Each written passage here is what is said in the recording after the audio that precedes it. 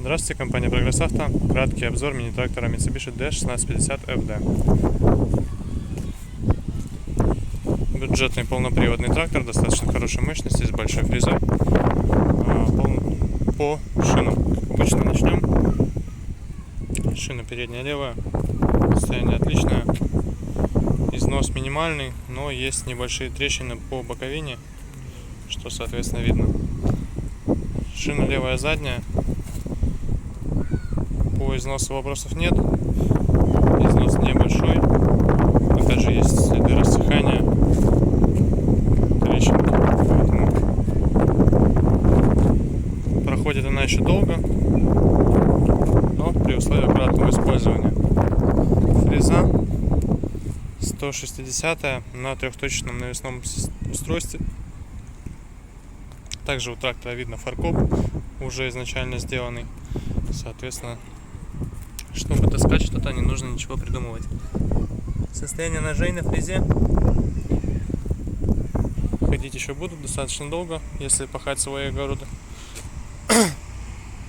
Правая задняя шина. Думаю, состояние прекрасно видно. Износ очень небольшой, но рассыхается понемножку.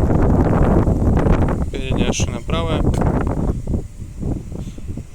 То же самое, но здесь трещинок почти нет, только немного по боковине. Видно, что состояние в принципе хорошее, наработка небольшая у трактора, но тем не менее шина, как обычно, стоя на солнышке, уже рассыхается. Как раз по наработке 629 моточасов трактора наработка.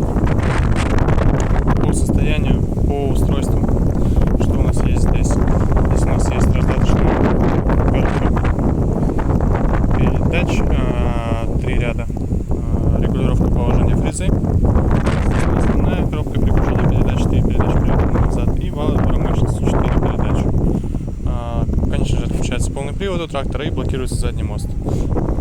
Соответственно, по функциям все максимально надежно и максимально просто, но зато трактор будет работать долгие годы без каких-либо проблем, поломок и тому подобных трудностей. Думаю, что по его состоянию в принципе видно, что фактически наработка правдивая, то есть действительно хорошее косметическое состояние у трактора и состояние именно механических узлов и агрегатов.